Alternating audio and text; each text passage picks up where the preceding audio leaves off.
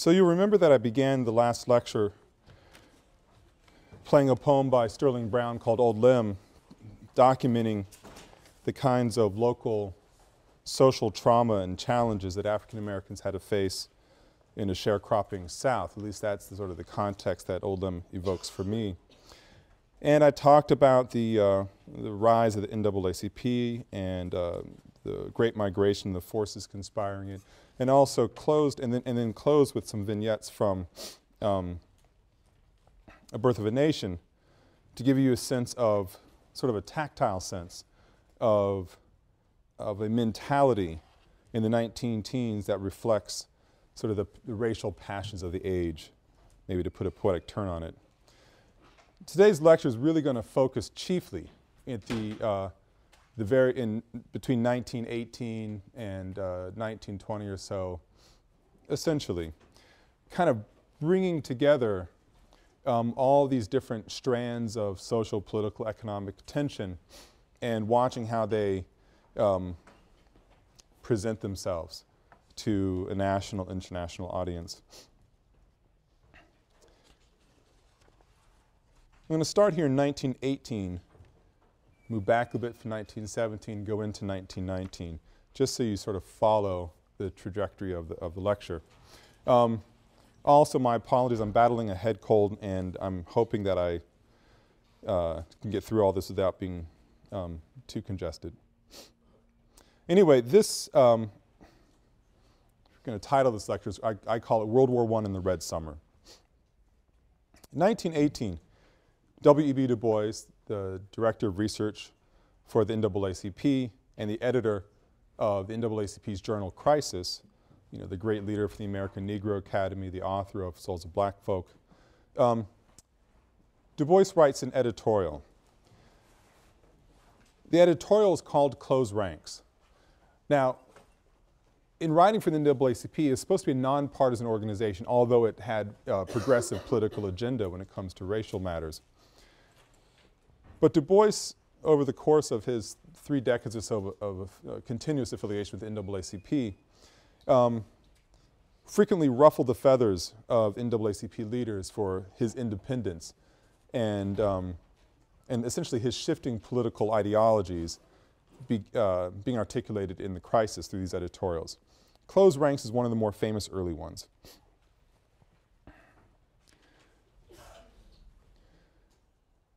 This is an excerpt from it. So he's talking about World War I. U.S. is not yet involved. But he's saying this is the crisis of the world. We of the colored race have no ordinary interest excuse me. We of the colored race have no ordinary interest in the outcome. That which the German power represents today spells death to the aspirations of the Negroes and all darker races for equality, freedom, and democracy. Let us not hesitate. Let us, while this war lasts, forget our special grievances and close our ranks shoulder to shoulder with our own white fellow citizens and the allied nations that are fighting for democracy. We make no ordinary sacrifice, but we make it gladly and willingly with our eyes lifted to the hills.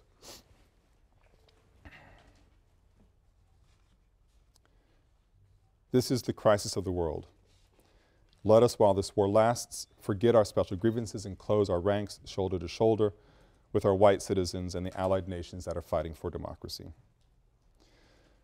This is Du Bois's basic call to Black Americans to invest their faith in the promise of American democracy.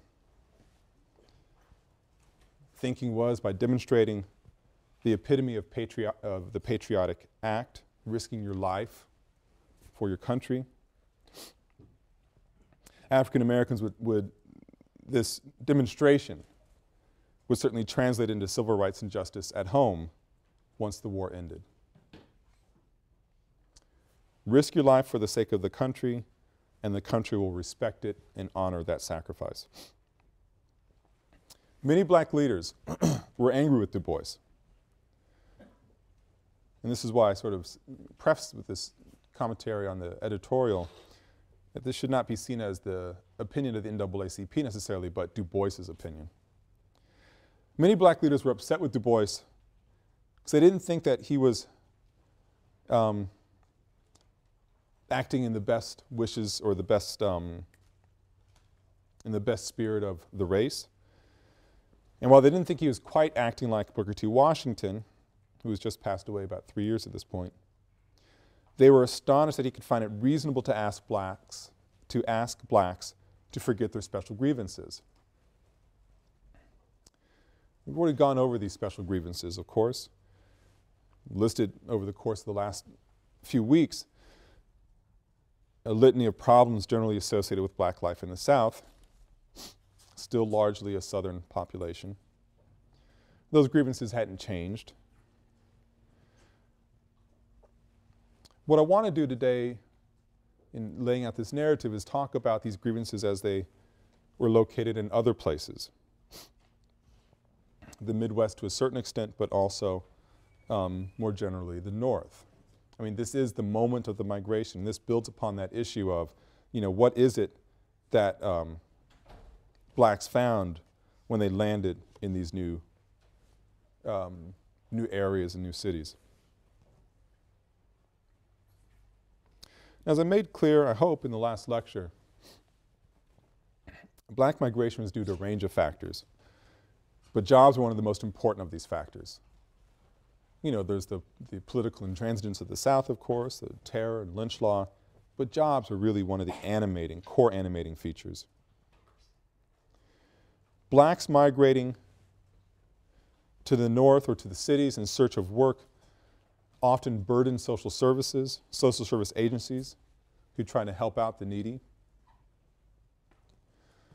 Blacks' arrival in northern Midwestern cities placed extra pressures on housing. And blacks' presence increasingly exacerbated labor tensions. It's not surprising to think back to the New York City draft riots with which I began this class. Blacks' presence on the laboring scene created anxiety among those who are already working. In all of these regards, in overburdened social service agencies helping out the poor and the needy, housing issues, labor issues, in all of these regards, you can see events in East St. Louis forming into a powder keg. July 2nd in 1917, East St. Louis. Labor agents had recruited successfully thousands of blacks to work in the East St. Louis's aluminum factories. And they were hired, as I mentioned on Monday. In this case, blacks were hired to replace striking white workers. These were scab workers. The striking workers were furious, of course. The bosses knew they had a great card to play, and the race card in this case, and they used race to divide the workers. Blacks weren't allowed in the unions, so this didn't help matters out at all. And union organizers raised the cry of, I quote here, "nigger scab," as blacks were going into the aluminum factories. As blacks are going in, these scab workers going into the factories, fights break out and quickly turn from a local, fist fight or so, just an open violence going throughout much of East St. Louis. The police force, largely white, they're not surprised by any of this happening, but decide to look the other way as whites begin to assault blacks by clubbing them, hitting them, stabbing them. When the dust settles down, we know that 9 whites and at least 40 blacks died in the riots in East St. Louis. And I say at least 40 blacks. If you look at eyewitness accounts, you start seeing wide discrepancies of numbers. And really what's unknown is how many blacks died. I mean, I'm sure it could be more whites as well, but particularly blacks in this case. Since there are eyewitness accounts of their bodies being thrown into ditches and never recovered, being thrown into the Mississippi River and never recovered. So we don't know how many people died in the riots, really. We do know that thousands of black families were left homeless because of these St. Louis riots. And we also know that the massacre did not go unnoticed. Some 3 weeks after the riots, we're talking late July at this point, the NAACP organized a silent march down New York City's Fifth Avenue. Being led by muffled drums, 10,000 men, women, and children marched from Harlem to the heart of Manhattan in dead silence, simply carrying banners like, and I quote here, "Mr. President, why not make America safe for democracy?" Or, "Mother, do lynchers go to heaven?" There's a couple of images here from the silent march.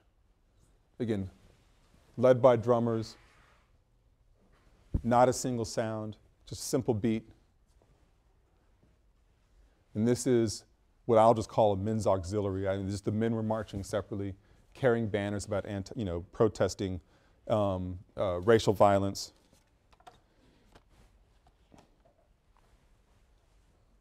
Dressed in their respectable best. And in the same march, sort of the women's auxiliary, women and children marching together, as far as the eye can see, looking up Fifth Avenue, marching down. The silent protest, because no one was going to hear their cries out loud, it seemed. Now, East St. Louis, as it turns out, would prove to be just the start of things. 2 years later, 1919, the country would go through what has been called the Red Summer. Now, the name didn't come from a reference to communism, in this case, but rather is drawn from the amount of blood that was shed. Violence breaks out in 25 cities in a 6-month period in 1919. Some of the violence happens in the South, some of these riots happen in the South, but the majority of the violence happens in the Midwest and North. And the worst riots, and you're reading this week, this sort of classic book on the occasion, the worst riots happened in Chicago in 1919, in July of 1919. You have in Chicago a 5-day battle between whites and blacks, ethnic enclaves of whites fighting against blacks. Now, Chicago, as you know from reading the book, is a little bit different from St. Louis, East St. Louis in this regard, in that the battle in Chicago is not really over labor tensions per se. Certainly there are tensions in the factories, but not like East St. Louis. The riots aren't started out of scab workers trying to break a union or being used to break a union. In Chicago, the riots largely are sparked by housing tensions. Now, the spark comes out of an ugly racial incident. A young black boy goes to Lake Michigan to enjoy a break from the heat of the summer. He goes to the segregated beach and ventures out into the water. Now, if you know Lake Michigan, it looks like an ocean when you're at the shore. He goes out into the water and strays over some unmarked line. I can't really say it was imaginary. People knew that it was there, I suppose. Strays over some unmarked line separating the races in the water. A group of white boys start throwing stones at him from the shore. He drowns in the assault. News about the murder starts sweeping across Chicago, and street gangs made up of white ethnics start roving about with the stated purpose of defending their turf. So you already know the tension's there, and this might be a spark they're recognizing of something really horrible happening based on the violence happening in other cities. So these street gangs they're sort of spread out to defend their territories. There's already a history of first wave blacks, the first to enter into a white, say, Irish neighborhood, let's say, or an Italian neighborhood, to try to find a place to live because they were running out of spaces to live in the so-called Black Belt of Chicago. There's a history of the houses being firebombed. We'd rather burn down a house and risk burning down a block, actually, than have this black family move in. There are all kinds of threats when blacks tried to de facto integrate white neighborhoods. And now things simply escalated. In the course of the ensuing 5-day riot, at least 40 people were killed, 2/3 of whom were black. Thousands more, over 5,000 are injured, mostly black. And thousands of families are left homeless. Much like in East St. Louis, police stood by and let white mobs attack blacks. There's some striking pictures of this in Tuttle's book. Only when the Illinois National Guard is brought in does peace return to the city. It takes days. But there's a slightly different element to this riot as far as sort of in the heat of the moment, not its causative factors. So you had such a dense population, a large and dense population of black enclaves. When these white gangs start moving into territories beyond their own turf, like the south side of Chicago, it was not uncommon during these riots for blacks to set upon them to defend their turf. So while blacks overwhelmingly suffered at the hands of whites during the Chicago riot, one can see a new militancy and mentality arising among blacks. Now, to trace this new mentality, and this actually propels us into next week's lectures on the new Negro. To trace this new mentality, we need to go back to the start of World War I and Du Bois's call to close ranks. Although black leaders criticized Du Bois for his editorial, many blacks did heed his call and signed up for duty. Ultimately, around 380,000 black men served, half of them served in Europe during the U.S. involvement in World War I. A call for black officers is made, which is a rather bold departure, and to white officials' surprise is actually answered. But now we have a problem. How are you going to train black soldiers?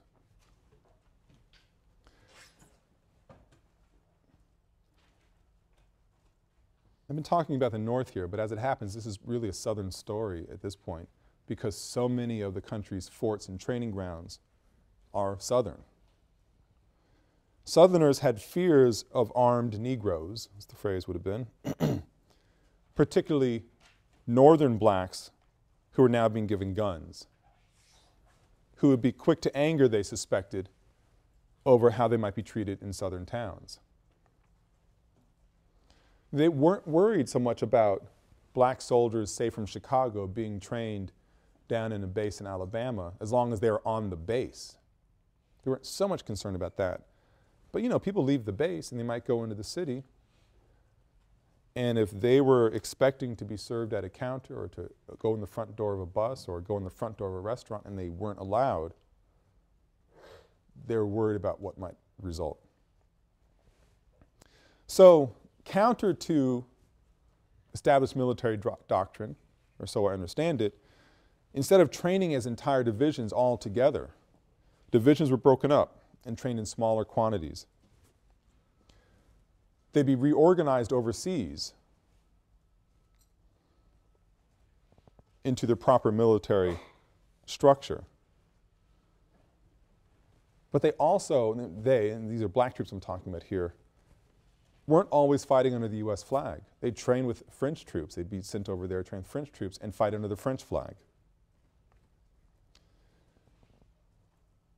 So when these black troops, trained in unorthodox ways in the U.S. South, in the U.S., get reorganized into proper divisions in the European theater, the great majority of them in France, some fighting under the French flag. When they are not in battle, if they have some leave perhaps and they go into a city or a town in France, they have an interesting thing starts to happen, is that they're treated like citizens. Black soldiers in France would tell stories all the time about having their first true feeling of liberty when they were in France. Although white officers and government officials and white officers under command to act this way, certainly, they did all that they could do to prevent it, they are still being welcomed by French citizens as people coming to their rescue.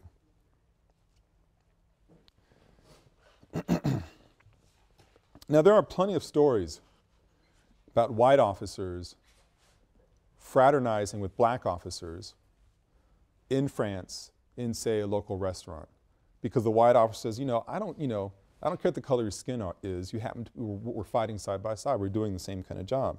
There's plenty of those stories. I'm not going to categorize all blacks and all whites working in a certain way. But there were orders issued about how officers are supposed to control black troops.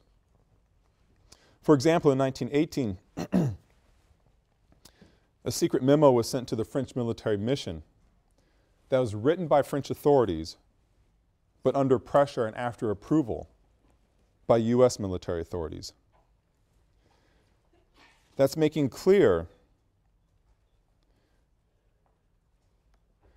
how French troops should deal with black soldiers. The French public has become accustomed to treating the Negro with familiarity and indulgence. This indulgence and this familiarity are matters of grievous concern to Americans. They consider them an affront to their national policy. They are afraid that contact with the French will inspire in black Americans aspirations to which, to the whites, appear intolerable. It is of the utmost importance that every effort be made to avoid profoundly estranging American opinion. The directive then goes on to list a set of conclusions, which I excerpt briefly here. The first conclusion is that we must prevent the rise of any pronounced degree of intimacy between French officers and black officers. We must prevent the rise of any intimacy. I mean, they're talking, just hanging out and socializing between French officers and black officers. We must not commend too highly the black American troops, particularly in the presence of white Americans. And another conclusion, Americans become greatly incensed at any public expression of intimacy between white women with black men. That same specter arises again. Do not socialize with black officers. Do not commend the troops, the black troops, too much, especially in the presence of white Americans.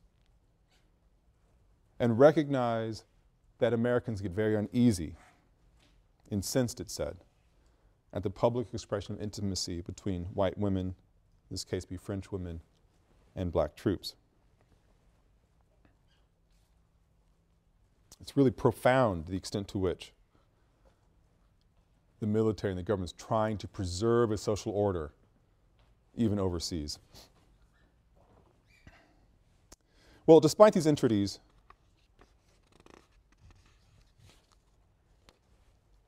black soldiers are welcomed as heroes in France, and they return to the US quite reasonably with expectations that justice would be theirs, full citizenship rights, since they had risked their lives for the country. For a moment, in truth, it actually looked like things might be better.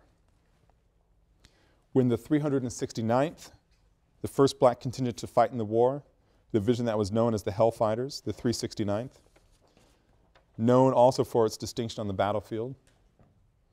When it returns to the US in 1919, roughly 1 million people watched them parade from lower Manhattan docks up Fifth Avenue into Harlem. Symbolism of, hope you already get it. It's no small irony in the fact that this is a shift in the direction from the very famous silent protest of 10,000 black men and women and children marching down Fifth Avenue just 2 years earlier in the wake of the East St. Louis race riots. That now black soldiers are returning as heroes, welcomed by 1 million people, a change of direction, a change of the notion of who belongs and of citizenship rights and possibility. As it turns out, however, their early optimism was proven wrong quite quickly. After a decline of several years, over the course of several years, the number of lynchings skyrocket in 1919. Certainly this might be in part of due to the popularity of Birth of a Nation and the rise of the Klan. The Klan really hits its peak around 1920 to 22. But it's also quite clear that 1919 is an important marker as far as this is concerned. Because of the over 80 plus recorded lynchings, there's certainly more. Of the recorded 80 plus lynch victims, at least 10 of them were returning soldiers, most of whom were murdered while in their uniform. So the very thing that Southern towns were afraid of happening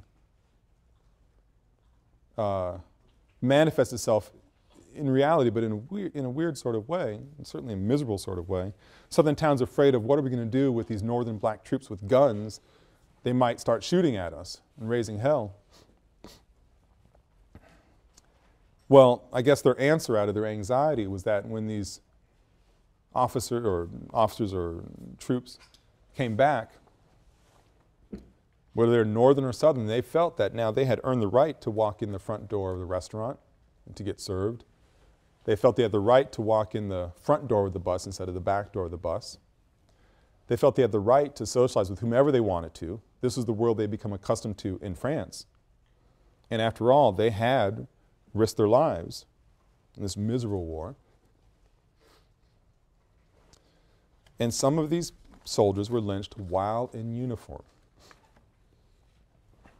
for doing just such things as innocuous as talking back to bus drivers, talking to white women, insisting on being served. This is social control at the most grotesque level. Du Bois, you remember, had advocated that African Americans should forget their special grievances just a year earlier, 2 years earlier, excuse me. And he sees reports of black soldiers being treated like this and black citizens, not soldiers, being treated like this. And he realizes he made a grave error. So he writes a new editorial called Returning Soldiers.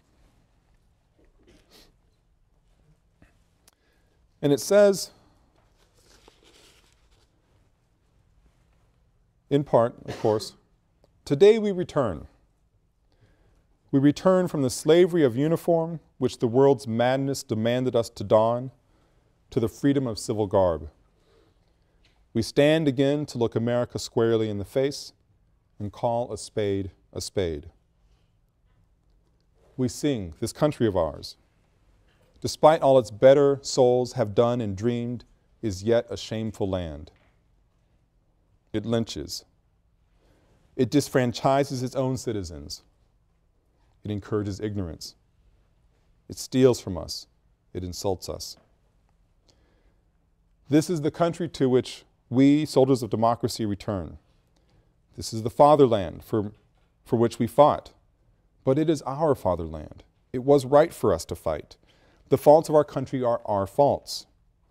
Under similar circumstances, we would fight again, but by the God of heaven, we are cowards and jackasses. If now that the war is over, we do not marshal every ounce of our brain and brawn to fight a sterner, longer, more unbending battle against the forces of hell in our own land. We return. We return from fighting. We return fighting. Make way for democracy. We saved it in France, and by the great Jehovah, we will save it in the United States of America, or know the reason why.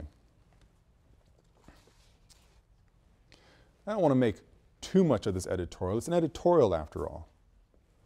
Crisis was an important magazine. It's very popular. Its readership is skyrocketing. There's no doubt about that. But it is just an editorial, right? Well, if you look at a range of different events, whether it's political, social, economic violence in the race riots in 1917, particularly 1919. If you look at a mentality that's being expressed by soldiers who had fought in the fields of Europe, trench warfare, and come back with a heightened sense of what is rightfully theirs, quite reasonably, of course, you start to see an insistence. Some certainly called it an impatience, but an insistence amongst black citizens to actually have the rights which they had as American citizens. Blacks still suffered terrible discrimination. They had difficulty securing jobs or decent housing. But with the shock of lynched soldiers, more than anything else perhaps, the new anger is voiced by leaders like Du Bois. There's a clear sense that a new political climate was about to appear that insisted, more ardently than ever, in fact, that blacks would have their civil rights, that they would have their place at the table or else.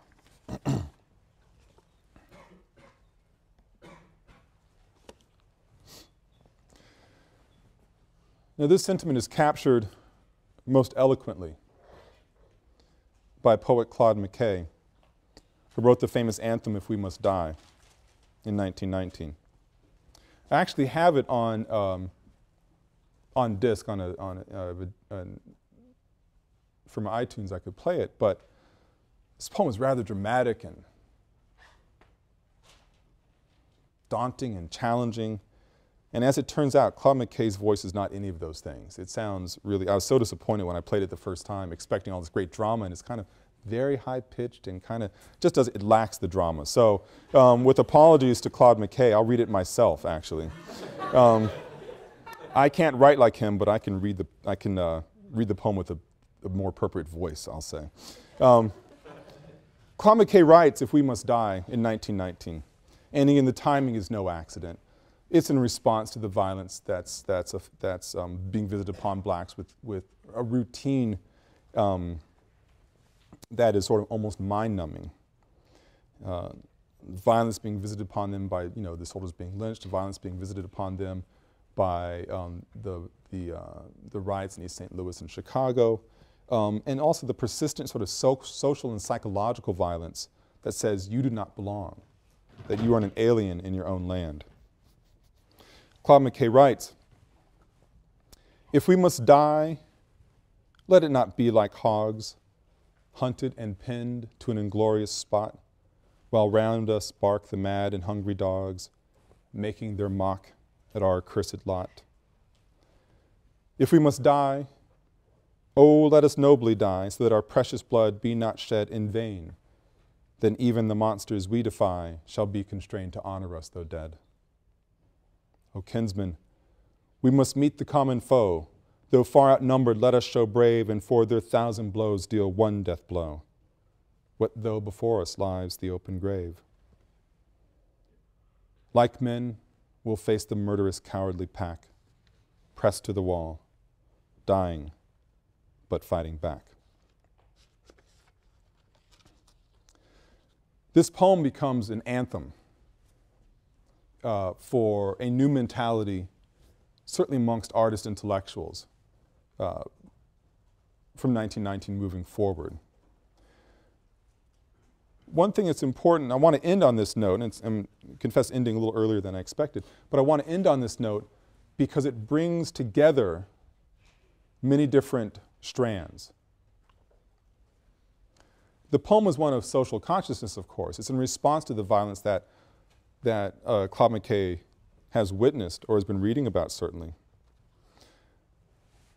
But what you see happening at this sort of this nexus is the voice of artists, what you're going to see, I should say, is the voices of artists and intellectuals rising to the forefront and ushering in this new age of what I'll just call cultural insistence on being heard. That's something we'll be talking about next week when we get to the new Negro Renaissance, more famously, more commonly known as the Harlem Renaissance. This, although the, getting ahead of myself here, the Renaissance, the periodizing the Renaissance is a complicated matter. We can look at this poem and this political moment and this violent moment and the moment when the soldiers march up Fifth Avenue to throngs while some people in that audience were getting ready to kill them. A moment of new awareness, a new racial voice on the American scene. I'm actually going to stop there, but I'm happy to take questions, or if not, we can go our merry ways. Are there any questions at all? Yes? To what extent were communists like Briggs and McKay militants? In other words, did they sort of condone the use of violence, or were they just papers protesting? Well, what they're what the question is dealing with, you know, the link or the connection between communists and militancy and advocacy of violence. I think it's a simple way to put it is that what communism is in a state of profound flux. It's just being articulated, you know, at this moment. And you're going to see more of that going through the 1920s into the 1930s. Oops. But the, so whether some communists advocated violence, some advocated something else, it just depends on the individual. McKay and others, you know, these people who traveled to Russia and then the Soviet Union trying to find answers. You actually have, and I'm glad you asked because I won't be talking about it so much in this class, I don't think. You have throughout the 1920s, 30s, and into the 40s, mostly in the 1930s, certainly the rise of the popular rise of communism amongst black Americans. I'll say something about that later on. But you actually have a large number of African Americans, especially professionals, who become card-carrying communists but never talk about it loudly because they'll lose their jobs. A lot of teachers especially. And certainly many more who were sympathetic to communism. Now, were they sympathetic to it because they advocated a class struggle? For many of them, no, because you know, they were occupying a niche in black America that accrued benefits. You know, these were the middle class in many ways. But they were seeking civil rights. And this is something I will come back to, is that you look at the popularity of the Socialist Party and the Communist Party amongst African Americans, it wasn't necessarily because they're advocating the overthrow of the capital machinery. Is that they were advocating in the US version of communism full civil rights for African Americans. And that was the thing. That was the quest for African American citizenship. Mm-hmm. What was the readership of poems like Claude McKay's and the editorials? You know, it's always hard to gauge the readership of anything. I mean, and especially in this case, and also like the Chicago Defender and the editorials that I mentioned before and that you saw you'll have in the documents. Because a lot of these documents will be read by communities. And I mean that literally in the sense that, you know, you might have the paper coming down and ending up in a barbershop or a black public sphere, a black public space, where you don't know how many people are actually literate there necessarily. And these things are being read out loud, they're being passed along, they're, you know, going from the barbershop to the beauty parlor to the dining room table. So readership we don't really know. But the fact, when I talk about Claude McKay's If We Must Die having importance, it becomes an anthem. And in that way, I mean to imply that it was known. Whether people know all the words or not is something different. But they know about it. And they know that this is a call to a new kind of mentality that they're ready to embrace as well. I mean, something they thought was right there when the 369th marched up to what I should have said, to white and black applause going up in Harlem. And these were national heroes. But on local, and when it came down to local matters, they were treated quite differently. But we'll see in next week's reading the interesting terrain around that kind of question of who's following who. Overlapping this, and I'm getting into Monday's lecture a little bit, is the rise of Marcus Garvey's Universal Negro Improvement Association. Do I talk that much about Monday or not? I don't know. But that is incredibly popular during this period. And that's a sort of an X factor that's not mentioned for the sake of clarity in today's lecture. I'll clean that up a bit on Monday. Mm-hmm. You were talking about a greater state of egalitarianism in France. Yeah. And I understand why in the context of World War I that makes sense when France was so desperate.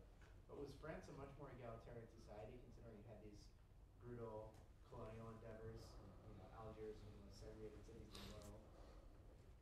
But it wasn't in Paris. I mean, talking the questions about what's the reality versus the perception versus the reality of egalitarianism in France, and thinking about France as a pretty vicious colonial state, especially in Francophone Africa. There's no doubt that there is the mixed reality there. You have a lot of black soldiers going over to France, and what I did mention, a lot of them stayed. It's like, I'm not going back. And you have, during this period, the rise of an incredibly popular movement. This American musical art form, jazz, becomes incredibly popular in France, especially Paris during the time.